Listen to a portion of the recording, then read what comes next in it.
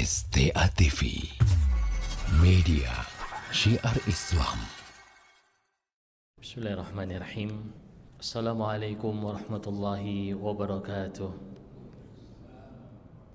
Innal hamdalillah nahmaduhu wa nasta'inuhu wa nastaghfiruh wa asyhadu an la ilaha illallah wahdahu la syarika lah wa asyhadu anna Muhammadan abduhu wa rasuluhu la nabiyya ba'dah. Amma ba'd, ma'asyiral muslimin wal muslimat, jamaah sidang salat maghrib yang dimuliakan Allah subhanahu wa ta'ala.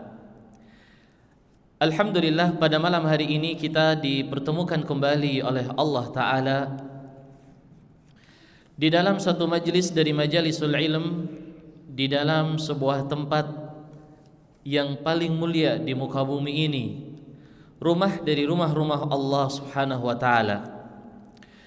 Kita berharap majlis yang kita berada di dalamnya ini Allah ta'ala turunkan ketenangan dan meliputkan kepada kita semua rahmah dan mencatat kita semuanya sebagai hamba-hamba Allah ta'ala yang mempelajari agamanya dengan ikhlas.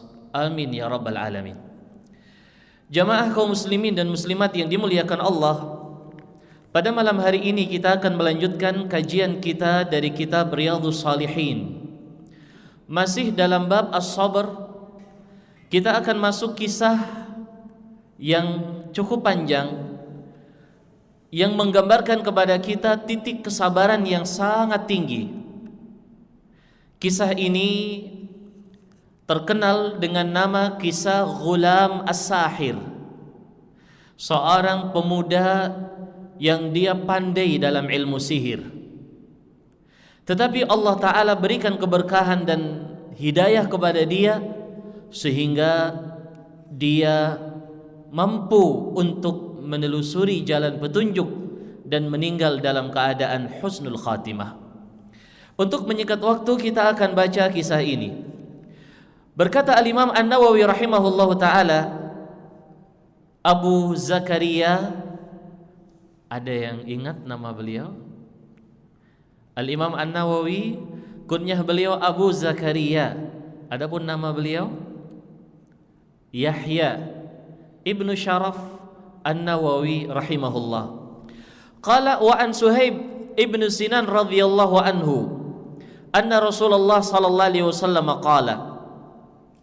Dari Suhaib Ibnu Sinan radhiyallahu an, Nabi sallallahu alaihi wasallam bersabda, kana malikun fi man kana qablakum wa kana lahu sahir. Dulu ada seorang raja. Raja ini memiliki seorang tukang sihir. Dan pada waktu itu, hadirin yang dimuliakan Allah, terkhusus di zaman Bani Israel, sihir ini menjadi sesuatu yang hampir setiap daerah ada. Dan ada tukang sihir di dalamnya. Terkhusus raja-raja. Kita ingat Fir'aun alaihi laknatullah, ketika dia akan melawan Nabi Musa alaihi salatu wassalam, fajumi'a as-saharatu limiqati yaumi ma'lum. Fir'aun mengumpulkan tukang sihir. Dan alhamdulillah, di dalam syariat Islam ini sihir adalah perkara yang dilarang, bahkan bisa menyeret seorang kepada kekufuran wal iyadzu billah. Falamma kabira qala lil malik inni qad kabirtu fab'ath ilayya ghulaman u'allimuhu sihra. Wahai raja, kata tukang sihir ini, aku sudah tua, tolong kirimkan kepada aku seorang pemuda yang akan aku jadikan dia ahli waris sihirku.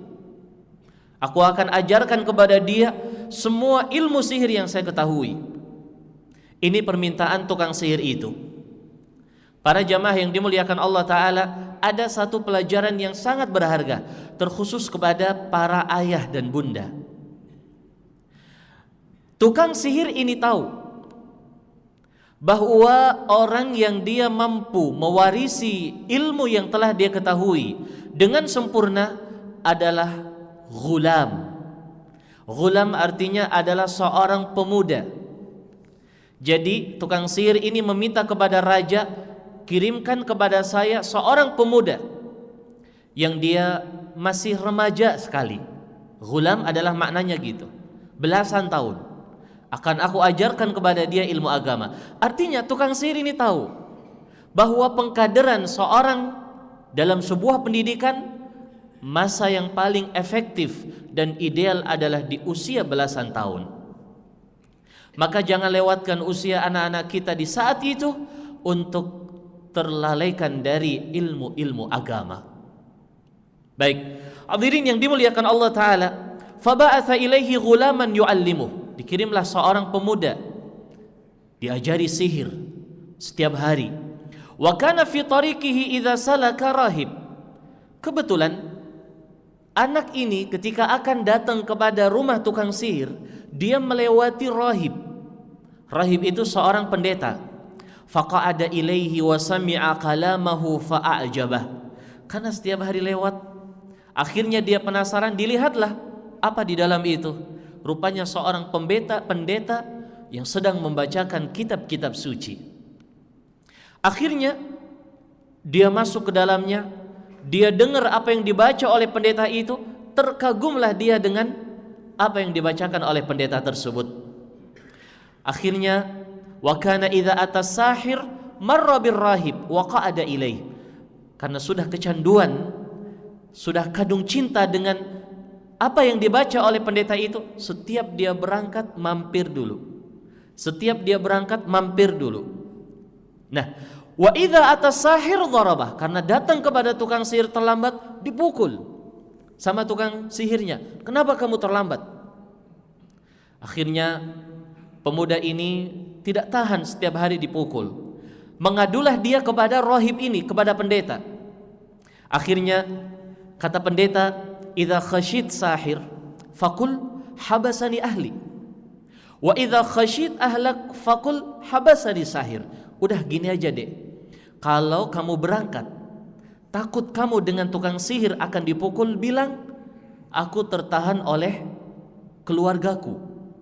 Nanti ketika pulang, lalu kamu khawatir ditanya oleh keluarga kamu, bilang sama keluargamu, aku ditahan oleh tukang sihir. Jadi pendeta ini memberikan trik, ini caranya. Akhirnya begitu para jamaah yang dimuliakan Allah. Dan subhanallah, kita tidak mengkiaskan dengan kasus ini, tetapi begitulah hidayah hadirin yang dimuliakan Allah. Ketika dia terkena di dalam hati seorang yang paling dalam, dia tidak akan meninggalkannya dan dia akan pegang terus kebenaran itu. Oleh karena itu ketika Hirakla bertanya kepada Abu Sufyan, wahai Abu Sufyan, adakah pengikut Muhammad sallallahu alaihi wasallam yang setelah dia masuk Islam dia murtad karena benci dengan agama Islam? Abu Sufyan menjawab, tidak.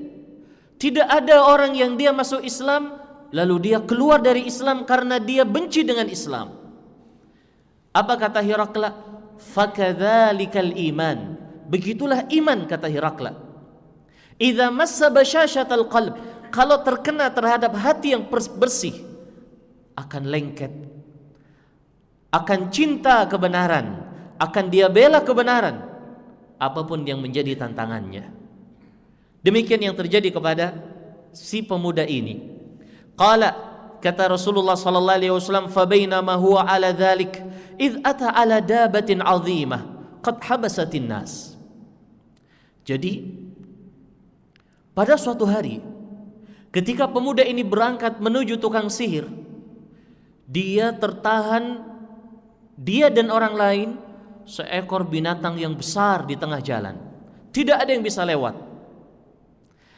Akhirnya si pemuda ini berkata dalam dirinya, al-yaum, sekarang, a'lamu sahir afdal amir rahib afdal. Saya akan mengetes teori dua guru. Apakah guru sihir yang lebih bagus ataukah guru pendeta? Akhirnya fa'akhadha hajar, dia ambil sebuah batu, lalu dia mengatakan, Allahumma in kana amrul rahib ahabbu ilaik min amri sahir faqtul hadhihi dabah hatta yumdhiyan nas. Wahai Rabb, Seandainya apa yang diajarkan oleh pendeta itu lebih engkau ridhai daripada apa yang diajarkan oleh tukang sihir, maka tolong bunuh binatang itu dengan batu ini sehingga manusia bisa lewat. Faromaha, dilempar. Ketika dilempar, faqatalaha, rupanya binatang itu mati. Berarti yang betul ajaran pendeta. Akhirnya manusia lewat, datanglah dia kepada pendeta, dia ceritakan kejadian yang baru terjadi. Akhirnya kata pendeta kepada pemuda tersebut, bunayya, wahai anakku, antal yauma afdal minni, sekarang kamu lebih pandai daripada saya. Kau sekarang lebih pandai daripada saya. Qad balagha min amrika ma ara, aku telah melihat keadaanmu. Wa innaka satubtala, dan engkau nanti akan diuji oleh Allah Ta'ala. Fa inibtulit fala tadulla alayya, seandainya kamu nanti diuji oleh sesuatu, jangan kamu sebutkan nama saya. Dan ini jamaah yang saya muliakan, sang pendeta khawatir sesuatu yang akan memudaratkan dirinya, sehingga dia minta untuk disimpan namanya. Qala, berjalan waktu, para jamaah yang dimuliakan Allah, kata Rasulullah sallallahu alaihi wasallam, wa kana al-ghulamu yubri'ul akmah wal abras wa yudawi an-nasa min sairil adwa. Karena keahlian yang Allah berikan kepada dia, pemuda ini dia bisa menyembuhkan orang sakit. Orang yang lumpuh bisa dia sembuhkan. Dia mampu memberikan obat kepada manusia dari semua penyakit yang ada. Tersebarlah berita pemuda itu sampai kepada telinga seorang yang dia itu duduk dengan sang raja. Fasami'a jalisun lil malik kana qad amiya. Datanglah berita ini didengar oleh seorang yang dia duduk kepada seorang raja telah buta. Lalu fa'atahu bihadaya katsiratin. Orang buta ini yang sudah tua, orang buta ini ya, dia membawa hadiah yang banyak sembari mengatakan, mahahuna lak ajma in anta syafaitani. Ini semua yang ada di hadapan saya untuk kamu. Kata orang yang buta ini kepada pemuda tersebut, seandainya kamu bisa menyembuhkan penyakit buta saya, ambil ini semua untuk dirimu. Lalu kata pemuda itu, inilah ashfi ahad, aku tidak bisa mengobati seorang pun, kata dia. Innama yashfillahu ta'ala, yang mengobati adalah Allah subhanahu wa ta'ala. Demikian kata sang pemuda. Dia mengajarkan kepada orang yang buta ini pelajaran-pelajaran hikmah dari keimanan yang dia dapatkan dari pendeta tersebut. Fa in amanta billahi ta'ala da'autullaha fasyafak, fa'amana billahi ta'ala fasyafahu Allah ta'ala. Seandainya kamu beriman kepada Allah Ta'ala, maka aku akan berdoa kepada Allah dan Allah akan memberikan kesembuhan kepadamu. Akhirnya dia masuk Islam. Berdoalah orang ini, pemuda ini, kepada Allah, dan Allah berikan kesembuhan kepada penyakit buta yang dia lakukan. Datanglah dia kepada kepada raja. Seperti biasa dia duduk, melihat orang pendampingnya ini sudah sembuh dari penyakit buta. Raja itu bertanya, man radda alaika basarak, ya fulan, siapa yang menyembuhkan penyakit butamu itu? Kata raja kepada lelaki itu.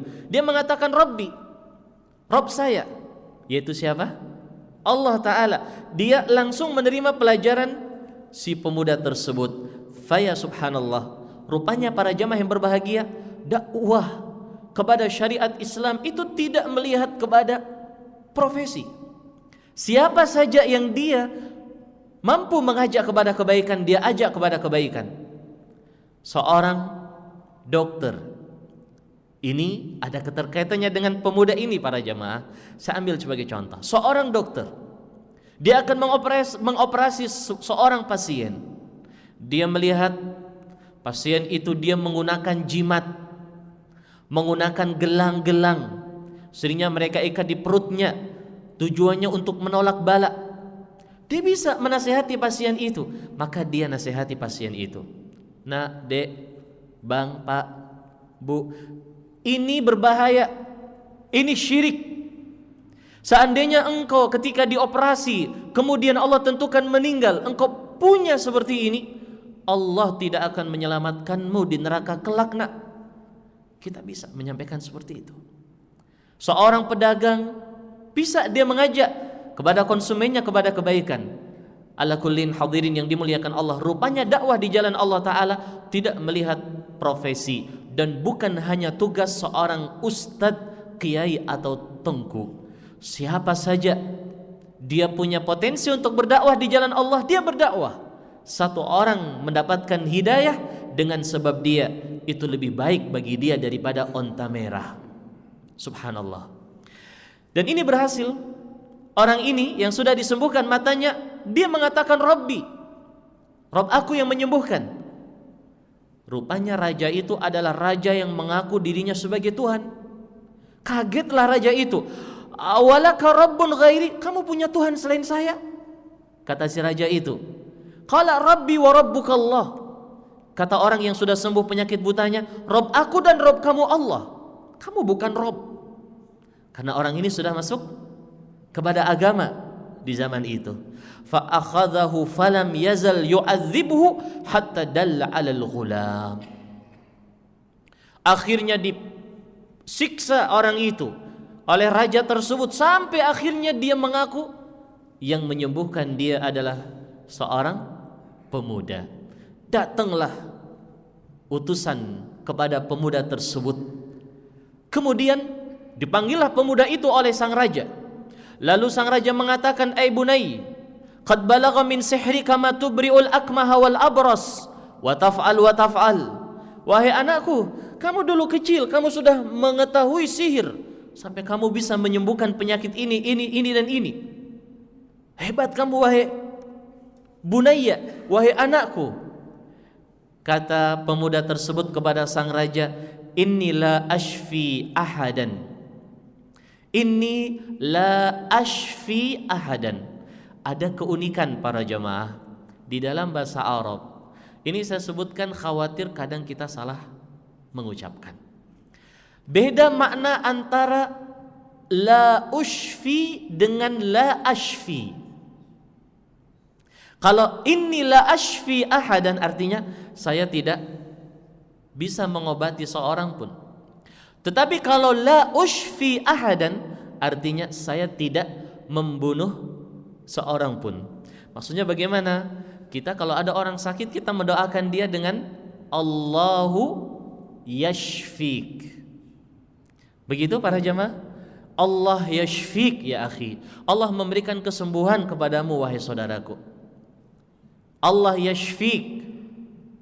Itu adalah doa agar kita meminta kepada Allah, Allah berikan kesembuhan kepada dia. Tapi kalau salah ngomong, kita mengatakan Allah yushfik, itu artinya kita mendoakan kematian kepada saudara kita. Makanya kalau saya sendiri ya, khawatir keceplos bicara salah, lebih baik menggunakan fi'il madhi. Kalau tadi fi'il mudhari'. Kalau fi'il madhi itu bahasa Arabnya syafaqallah. Syafaqallah ya akhi. Atau dengan bahasa yang lebih mudah kita mendoakan dengan afakallah atau Allah yu'afik. Ada orang Arab mungkin jumpa Allah yu'afik ya akhi, Allah yu'afik ya akhi. Itu artinya Allah memberikan kesembuhan, afiah, kesehatan, keselamatan pada dirimu wahai saudaraku. Begitu. Ini faedah saja para jamaah. Qala innama yashfillahu ta'ala, yang menyembuhkan itu Allah, kata pemuda. Fa akhadhahu, akhirnya ditahan pemuda itu. Falam yazal yu'adzibuhu hatta dalla 'ala rahib. Disiksa oleh sang raja. Kamu beriman kepada Tuhan selain aku, kata raja itu. Terus disiksa, dipaksa memberitahu dari mana engkau dapatkan itu, sampai akhirnya pemuda itu menunjukkan kepada seorang rahib tadi. Saya dapat ilmu dari pendeta itu, kata pemuda itu. Ditelusuri semuanya ini, silsilahnya. Akhirnya raja marah, panggil pendeta itu. Dipanggillah oleh tentara raja tersebut. Lalu raja mengatakan kepada pendeta itu, irji' an dinik, kembali kamu dari agamamu. Disuruh murtad. Pendeta itu mengatakan tidak. Fa'aba, kata Rasul sallallahu alaihi wasallam, dia tidak mau untuk kembali kepada keyakinan-keyakinan syirik.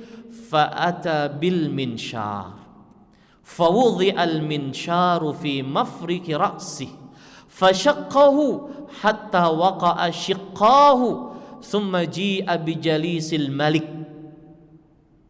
Subhanallah. Karena dia tidak mau kembali kepada agama murtad, ambil gergaji, dibawakan gergaji kepada raja tersebut. Belah tubuh dia menjadi dua. Diletakkanlah gergaji di bagian tengah kepalanya dan di gergaji tubuhnya sehingga terbelah menjadi dua. La ilaha illallah. Gara-gara dia tidak mau kembali kepada agama murtad. Dipanggillah si buta tadi yang sudah sembuh. Panggil dia itu, didatangkan. Ketika didatangkan dikatakan oleh raja itu, irji' an dinik, kamu kembali dari agamamu. Fa'aba, tidak mau juga dia kembali kepada agama sebelumnya. Akhirnya sama, fawudhi'al minsyaru fi mafriki ra'sih, fashaqqahu bihi hatta waqa'a shiqqah. Akhirnya dibelah menjadi dua untuk mempertahankan agamanya. Hadirin yang dimuliakan Allah Ta'ala, ini perjuangan orang terdahulu. Allah Subhanahu wa Ta'ala memberikan kepada kita ujian-ujian yang sesuai dengan keimanan kita. Namun itu kadang tidak menjadikan kita mengambil ibrah bahwa ini sesuai dengan apa yang kita mampu. Hadirin yang dimuliakan Allah Ta'ala, syariat Islam ini adalah syariat yang mana Allah Subhanahu wa Ta'ala memberikan kelebihan keutamaan terhadap umat ini. Rabbana la tuhammilna ma la taqata lana bih. Ya Rabb, jangan engkau bebankan kepada aku apa yang aku tidak sanggup. Artinya ujian seorang yang dia dapatkan dalam menuju keridhaan Allah sebanding dengan keimanannya. Oleh karena itu Nabi mengatakan yubtalar rajul ala qadri dini. Orang diuji sesuai dengan agamanya. Allah ketika menguji kita, Allah tahu bahwa itu ujian sanggup kita hadapi. Namun kadang kita terlalu pengecut.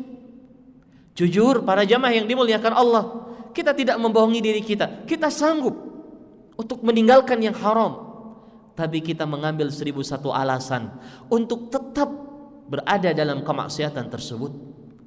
Kita tahu ini wajib, kita mencari 1001 alasan untuk bisa mengatakan sunnat, untuk bisa meninggalkannya, padahal kita sanggup meninggalkan harta-harta yang haram. Allah sanggup, kita sanggup, Allah tahu kita sanggup. Kita memiliki pundi-pundi harta yang lain, kita memiliki jalan-jalan lain untuk mendapatkan rezeki. Allah tahu. Cuman bal tu'thirunal hayatad dunya. Tetapi kita ini Allah mengatakan kepada kita, kalian kata Allah Ta'ala lebih memprioritaskan kehidupan dunia. Dua orang ini tidak. Apakah pemuda demikian juga? Dipanggillah pemuda. Panggil pemuda. Datanglah pemuda. Irji' an dinik, kembali kamu dari agamamu. Pemuda itu mengatakan, tidak, saya tidak akan kembali. Akhirnya, hadirin yang dimuliakan Allah Ta'ala, raja ini memberikan hukuman lain. Kata Rasul sallallahu alaihi wasallam, fadafa'ahu ila nafarin min ashabih. Ini kita hukum lain dia ini. Ini nih gara-gara dia. Bawa pemuda ini, kata raja kepada pasukannya, wa illa taib faqala idhabu bihi ila jabal kadza wa kadza. Bawa pemuda ini ke gunung ini, gunung yang tinggi. Fas'adu bihil jabal. Akhirnya mereka naik ke atas gunung. Fa idza balagtum dzurwatahu fa in raja'a an dinihi wa illa fatrahu. Kata raja itu kepada tentaranya, bawa ke puncak gunung, sebelum kalian lempar dia, tanya dulu mau enggak kamu kembali dari agamamu? Kalau dia kembali, bawa pulang. Kalau dia itu tidak mau kembali dari agama yang telah dia anut, lemparkan ke bawah. Walhasil mereka semua pergi. Ketika sampai di atas gunung, pemuda ini mengatakan, Allahumma kfihim, Allahumma kfinihim bima syi'ta. Ya Allah, berikanlah penjagaan kepada aku dari mereka dengan cara yang engkau kehendaki. Hadirin yang dimuliakan Allah Ta'ala, doa ini adalah doa yang menggambarkan seorang yang menyerahkan semua urusannya kepada Allah Ta'ala. Hadirin yang dimuliakan Allah, ketika kita merasa bingung di dalam mencari nafkah dari barang-barang yang haram atau syubhat, kenapa kita tidak doa dengan seperti ini kepada Allah Ta'ala? Allahumma ghnina bihalalika an haramik. Ya Allah, cukupkanlah aku dengan yang halalmu dari yang harammu. Kenapa kita tidak berdoa kepada Allah Ta'ala, ya Allah, berikanlah kecukupan kepada kami dengan cara yang kau kehendaki. Dikabul oleh Allah Ta'ala pemuda ini doanya. Farajafa bihimul jabal fasaqatu. Goyang itu gunung, sehingga pasukan raja itu berjatuhan satu persatu, tinggal pemuda sendirian yang tidak jatuh. Akhirnya pemuda ini kembali kepada istana, ketemulah dia dengan raja. Lalu raja kaget. Hah? Kok kamu sendiri yang kembali? Ma fa'ala ashabuk? Apa yang dilakukan oleh tentara-tentara itu? Pemuda itu mengatakan, kafanihimullahu ta'ala. Allah yang membereskan mereka. Allah yang telah menghukum mereka. Hadirin yang dimuliakan Allah Ta'ala, hasbunallah wa ni'mal wakil. Allah Ta'ala akan membela hamba-hambanya, akan menolong hamba-hambanya yang bertakwa dengan cara yang secara teori dan perhitungan manusia mustahil. Berapa persen? 5% selamat dalam goncangan gunung. Tinggal pemuda ini. Hadirin yang dimuliakan Allah Ta'ala, Allah yang memberikan kepada mereka hukuman. Dan ini memberikan adab kepada kita. Kenikmatan kita sandarkan kepada Allah Ta'ala. Kenikmatan kita sandarkan kepada Allah. Pemuda ini sama sekali tidak mengatakan saya berdoa kepada Allah, tidak menyebut nama dia. Dia hanya menyebut Allah Subhanahu wa Ta'ala. Karena begitulah adab kita di dalam menisbahkan kenikmatan kepada Allah Subhanahu wa Ta'ala, termasuk di dalam menisbahkan kebaikan-kebaikan kepada Allah. Di dalam menisbahkan kebaikan-kebaikan kepada Allah Ta'ala, Allah Subhanahu wa Ta'ala di dalam ayatnya menyebutkan walillahil mathalul a'la. Al-mathal dalam ayat ini ditafsirkan oleh ulama tafsir dengan as-sifat, dan Allah Ta'ala memiliki sifat-sifat yang maha tinggi. Ini adalah sebuah pelajaran berharga kepada kita para jamaah yang kami muliakan. Ketika kita akan menyandarkan kepada Allah Ta'ala sebuah sifat, kita harus melihat apakah kata tersebut adalah kata yang memiliki multi tafsir, yang ada konotasi positif dan negatif, ataukah semuanya positif. Seandainya multi tafsir, memiliki diksi yang membias kepada perkara lain, yang bisa difahami keliru, yang mungkin ada orang yang salah faham, ini tidak boleh disandarkan kepada Allah. Makanya di dalam doa Rasulullah sallallahu alaihi wasallam, beliau berkata, wal khairu fi yadaik wasyarru laisa ilaik. Begitu dikatakan oleh Rasulullah sallallahu alaihi wasallam, dan kebaikan berada padamu ya Rabb, sedangkan kejelekan tidak disandarkan kepadamu. Padahal yang mentakdirkan kejelekan siapa para jamaah? Allah. Tapi tidak disandarkan kepada Allah Ta'ala ta'adduban. Ta'adduban itu maknanya adab kepada Allah Ta'ala. Di dalam dunia ilmu nahwu, hadirin yang dimuliakan Allah, itu ada yang namanya i'rab. Bagi bapak-bapak dan ibu-ibu yang pernah mempelajari ilmu nahwu pasti mengenal yang namanya i'rab. Ada subjek, ada predikat, dan ada objek. Dalam bahasa Arab itu fi'il, fa'il, dan maf'ulun bih. Maf'ulun bih. Kalau dalam arti Indonesia, maf'ulun bih yang menjadi korban, yang menjadi objek sebuah perbuatan. Nah, ketika ada kata-kata begini, da'a Muhammadun Rabbahu, Rasulullah Nabi Muhammad SAW sebagai subjek, da'a sebagai fi'il, kata kerja. Objeknya mana? Rabbah. Rabbahu sebagai objek dari doanya Nabi Muhammad SAW. Ahli nahwu mereka memiliki metode sendiri. Mereka tidak mengatakan Rabbahu maf'ulun bih mansubun wa alamatu nasbihi fathatun zahiratun fi akhirih wa huwa mudhaf. Tidak.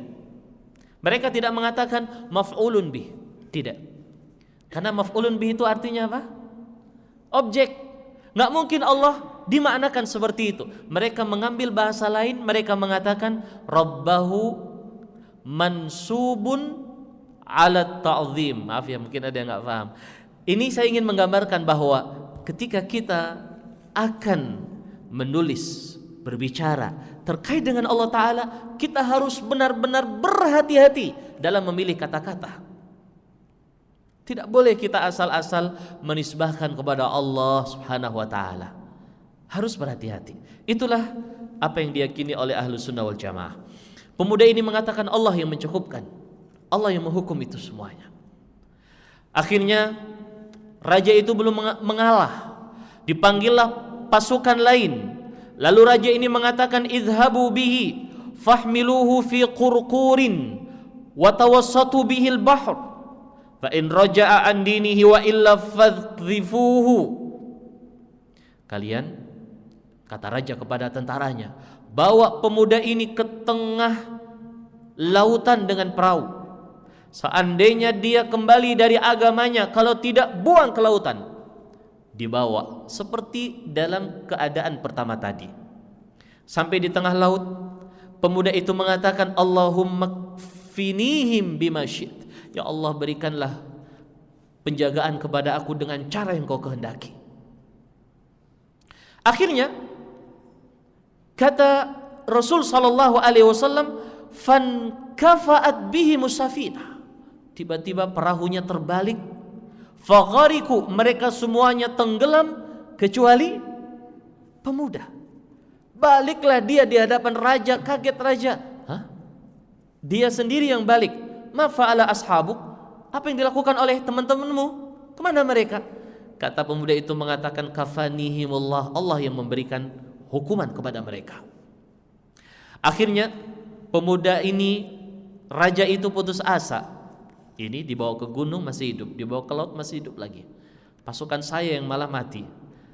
Akhirnya pemuda itu mengatakan kepada raja, innaka lasta biqatili hatta taf'ala ma amuruka bih. Wahai raja, kamu tidak akan bisa membunuh saya kecuali kalau kamu melakukan apa yang saya perintahkan. Akhirnya karena raja sudah emosi, gengsi dia mengatakan, apa itu? Pemuda itu mengatakan, tajma'un nas. Pertama, kamu kumpulkan semua rakyatmu fi sa'idin wahid, di satu lembah. Lalu wataslubuni ala jiz'in, salib aku di atas pelepah korma. Thumma khudh sahman min kinanati, ambil satu anak panah dari anak-anak panahku. Thumma dha'is sahma fi kabidil kus, letakkan anak panah di busurnya dan kamu tarik. Kata pemuda tersebut, lalu kamu katakan sebelum engkau melepaskan anak panah, katakan olehmu Bismillahirabbil ghulam. Kamu baca Bismillah dengan nama Allah, Rabbnya al-ghulam, Rabbnya pemuda. Tsummarmini, lalu lepas busur itu. Fa innaka idza fa'alta dzalika qataltani. Kalau kamu bisa melakukan itu, kamu akan mampu membunuh saya. Dan ini tentunya jamaah yang dimuliakan Allah Subhanahu wa taala, wahyu dari Allah taala. Baik, akhirnya benar-benar dilakukan oleh raja. Fajama'an nas, semua dikumpulkan dalam satu lembah, lalu disalib di pelepah korma. Lalu dia mengambil satu anak panah dari anak panah pemuda tersebut, dia letakkan di busur, lalu dia mengatakan Bismillahi Rabbil Ghulam. Lalu dia lepas. Kata Nabi SAW, fawaqa'a as-sahmu fi sudghihi. Pas anak panah menancap di jidatnya. Fawadha'a yadahu fi sudghihi fi mawdhi'is sahmi famata. Dia letakkan tangannya di tempat adanya anak panah tersebut, lalu dia meninggal. Meninggallah pemuda ajaib tersebut. Tetapi meninggalnya dia tidak sia-sia. Dia telah berhasil dengan cara yang telah dia beritahu kepada raja, mengislamkan sekian banyak rakyatnya raja tersebut. Kata Nabi SAW, manusia setelah melihat kejadian itu mereka mengatakan amanna birabbil ghulam, amanna birabbil ghulam, amanna birabbil ghulam. Semua rakyat beriman kepada Rabbnya Ghulam, yaitu kepada Allah Subhanahu wa taala. Raja semakin kalap, penginnya dia memusnahkan satu orang ini yang jadi penyakit, malah memicu masuk Islamnya orang lain. Akhirnya raja mengatakan kepada pasukannya, digalilah tanah yang dalam, lalu lempar kayu bakar, wa udrima fiha niran, nyalakan api.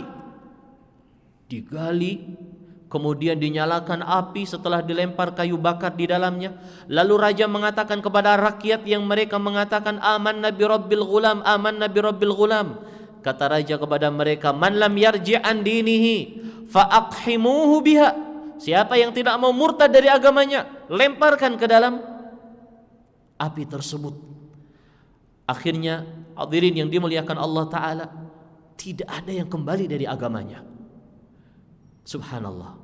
Mereka rela untuk mati walaupun dibakar, tetapi tidak murtad dan keluar dari agamanya. Sampai kata Nabi SAW, seorang wanita dia berada di pinggir lubang itu, dia akan lompat dalam keadaan dia menggendong anak kecil. Fataqa'asat an taqa'a fiha. Wanita ini ragu. Dia berada di pinggir jurang, hampir dia lompat, ragu menggendong anaknya. Tiba-tiba Allah berikan keajaiban yang lain. Kata Nabi SAW, faqala lahal ghulam, anak yang masih digendong, yang masih kecil, berkata kepada ibundanya, ya ummah, isbiri fa innaki alal haq. Wahai ibunda, sabarlah engkau, sungguh engkau berada dalam kebenaran. Akhirnya wanita itu loncat dan meninggal sebagai seorang muslimah. Fala ilaha illallah, ini adalah kisah menggambarkan kepada kita kesabaran yang tingkat tinggi. Kita belum ada apa-apanya dengan mereka, hadirin wal hadirat, dalam ujian keimanan ini, tetapi kita lebih cepat untuk putus asa. Di sini ada satu faedah penting perlu saya sampaikan. Sebagian orang yang tidak memahami hadis ini mengambil hadis ini sebagai dalil untuk membolehkan bunuh diri. Argumennya, alasannya, pemuda itu dia yang menunjukkan bagaimana cara membunuh dirinya sendiri. Berarti boleh kita bunuh diri. Apalagi kalau kita bunuh diri sekaligus kita dapat manfaat, sekian banyak orang mati. Demikian para jamaah yang saya muliakan, argumen dari hadis ini. Namun ini adalah argumen yang sangat-sangat keliru. Pertama, dijawab oleh para ulama, ini adalah syariat umat terdahulu, sedangkan syariat Islam memiliki syariat sendiri. Rasul SAW telah mengatakan, man qatala nafsah udziba bihi yaumal qiyamah. Siapa yang dia membunuh dirinya, Allah akan siksa dia dengan cara bagaimana dia membunuh dirinya sendiri. Dalam syariat Islam terlarang. Kenapa? Kita ambil syariat umat terdahulu untuk kita jadikan dalam syariat Rasul sallallahu alaihi wasallam. Baik. Jawaban yang lain dijawab oleh para ulama. Pemuda ini tidak membunuh dirinya sendiri, yang membunuh dia adalah si raja. Dia hanya menyebutkan caranya, kamu bisa, tapi caranya begini. Apakah dia membunuh dirinya sendiri? Tidak. Dia memberikan kesempatan kepada raja. Kalau kamu ingin membunuh saya, caranya begitu. Kalau tidak, kamu nggak bisa bunuh saya. Dia nggak bunuh diri. Ini yang dijawab oleh para ulama. Dan jawaban yang ketiga, walaupun ini agak jauh, para ulama menyebutkan walaupun pemuda ini seandainya benar bunuh diri, dia telah menyebabkan hidayah untuk manusia dalam jumlah yang sangat banyak. Baik, hadirin yang dimuliakan Allah, kisah ini ada keterkaitannya, satu terkait ayat, dua terkait hadis yang lain. Adapun terkait ayat, kisah ini yang disebutkan oleh Allah Ta'ala dalam sebuah ayat, Kutila ashabul ukhdud. Inilah ashabul ukhdud menurut sebagian ulama tafsir. Adapun terkait dengan hadis, ada 3 atau 4 bayi yang berbicara di saat kecil. Di antaranya Nabi Isa alaihissalatu wassalam. Di antaranya kisah Jureij. Di antaranya ini anak bayi yang digendong oleh ibunya, lalu dia mengatakan kepada ibunya, wahai ibuku, bersabarlah karena kamu berada di atas kebenaran. Semoga hadirin yang dimuliakan Allah, kita bisa meniru kesabaran mereka terdahulu dan kita mampu bertahan di atas kebenaran walaupun apapun yang Allah ujikan kepada kita semuanya. Amin ya rabbal alamin. Hadirin yang dimuliakan Allah, kita sudah menyebutkan sebagiannya dalam pembacaan hadis tadi. Mungkin ada yang ingin disampaikan barangkali atau ditanyakan dari para jamaah terkait dengan hadis ini. Saya persilahkan. Oh, silahkan. Tafadhal. Assalamualaikum warahmatullahi wabarakatuh. Waalaikumsalam warahmatullahi wabarakatuh. Tadi menyangkut dengan pendeta. Baik. Dari masa Nabi. Pendeta masa Nabi menjalankan tauhid. Apakah tauhid dijalankan sebagai agama Islam atau sebagai bukan agama Islam? Baik. Terkait dengan pertanyaan pendeta di saat itu berdakwah kepada tauhid. Benar, pendeta di saat itu yang diceritakan oleh Rasul sallallahu alaihi wasallam adalah pendeta yang dia membawa dakwahnya Nabi di kala itu. Dan dakwahnya Nabi di kala itu adalah dakwah kepada tauhid. Sesuai dengan syariat Nabi di zaman itu. Dikatakan di sini sebelum kalian, berarti di zaman Bani Israel. Karena sebelum umat Islam boleh dikatakan didominasi oleh suku Bani Israel. Berarti nabi-nabi di zaman Bani Israel. Dan nabi-nabi di zaman Bani Israel sangat banyak. Dan pendeta di kala itu adalah pendeta yang mereka beriman kepada nabi tersebut, dinamakan pendeta, rahib. Baik, kalau di zaman atau di umat Yahudi dinamakan pastor. Kalau di Nasrani dikatakan rahib atau pendeta. Kalau di dalam umat Islam namanya ulama. Begitu. Di saat itu mereka beriman dengan nabi tersebut dan keimanan mereka di atas tauhid. Dan ini terjadi sampai di awal-awal dakwahnya Nabi SAW. Sepupunya Khadijah radhiyallahu anha yang bernama Waraqah ibnu Naufal, dia mati di atas agama Nasrani, tetapi agama Nasrani yang masih bersih sesuai dengan apa yang dibawa oleh nabi-nabi sebelumnya yang belum dirubah.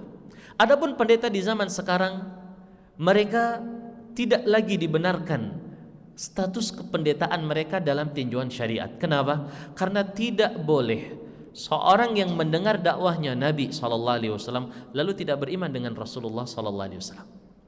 Kata beliau, kata Rasulullah SAW, wallahi law kana Musa hayyan ma wasi'ahu illa tibai. Seandainya Nabi Musa itu hidup, tidak ada pilihan lain untuk Nabi Musa kecuali beriman kepada saya. Ini gara-gara Rasulullah SAW melihat Umar pegang Taurat. Jadi Rasul SAW marah. Seandainya Musa hidup, kamu nggak boleh beriman kepada Musa. Musa tidak boleh mengajak kepada agama Musa. Nabi Musa harus ikut kepada agama saya. Dalam hadis yang lain Rasul mengatakan, la yu'minu bi, la yasma'u bi Yahudiyun wala Nasraniyun, thumma la yu'minu bi illa kana min ahlin nar. Tidaklah mendengar dakwahku Nasrani dia atau Yahudi dia, tapi dia tidak beriman denganku kecuali dia menjadi penduduk neraka. Dan hadirin yang dimuliakan Allah Ta'ala, apa yang dijadikan dasar oleh pendeta-pendeta di zaman sekarang adalah kitab-kitab suci yang muzawwar, yang sudah ditambah dan dikurangi. Kisah seorang yang dia masuk Islam di zaman Khalifah Daulah Umayyah, gara-gara dia sukses memalsukan Taurat dan Injil, tapi tidak sukses memalsukan Al-Quran. Dia menulis 3 transkrip Taurat, dia tambah dan dia kurangi. Lalu dia jual kepada pastor-pastor Yahudi, dibeli sama mereka dengan harga tinggi. Mereka tidak sadar ada yang kurang. Lalu dia menulis 3 transkrip kitab Injil, dia kurangi, dia tambah, dia jual kepada pendeta, mereka beli tanpa mereka faham kalau itu dikurangi dan ditambah. Lalu dia menulis Al-Quranul Karim 3 tulisan. Lalu dia jual kepada ulama, mereka lihat, rupanya mereka tahu bahwasanya ini ditambah dan ini dikurangi. Akhirnya dia tersentuh hatinya dan masuk Islam. Syahidnya di sini adalah orang ini dia mampu berhasil memasukkan di dalam kitab-kitab suci Taurat dan Injil sesuatu yang bukan dari kitab itu, dan mereka tidak tahu. Maka tidak dibenarkan pendeta berada di dalam kependetaan atau pastor di dalam kepasturan mereka setelah datangnya dakwah Nabi Muhammad sallallahu alaihi wasallam. STA TV, media syiar Islam.